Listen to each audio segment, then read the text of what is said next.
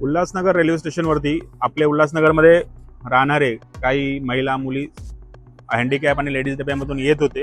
तर हँडिकॅप डब्यामध्ये आपल्याच परिसरातले ओळखीचे आहेत। तर ते काही बेवडे आणि ते काही जण होते असे विद्रोही।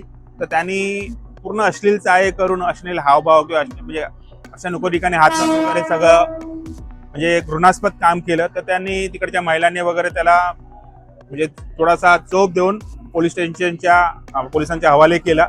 पण हे खूप निंदनीय गोष्ट आहे की हँडिकॅप मध्ये लेडीज डब्यामध्ये खरंच आरपीएफचा जवान असणं गरजेचं आहे, कारण त्यात महिला पण येतात आणि अपंग असतो आणि चर्सी गंजटींचा खूप वावर सगळीकडे वारलाय।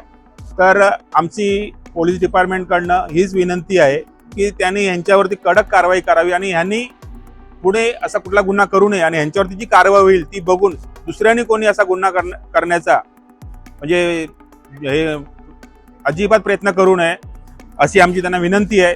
जर म्हणजे आम्ही यायच्या पहिले ते पोलीस स्टेशनला होते, जर आम्ही यापर्यंत बाहेर भेटले असते हा रूप काहीतरी वेगळंच असतं, कारण की असे जे विद्रोही लोक असतात त्यांच्यावरती कडक कारवाई नागरिकांनी पण केलीच पाहिजे आणि प्रशासनाने तर जास्तीत जास्त कडक कारवाई यांच्यावरती केली पाहिजे।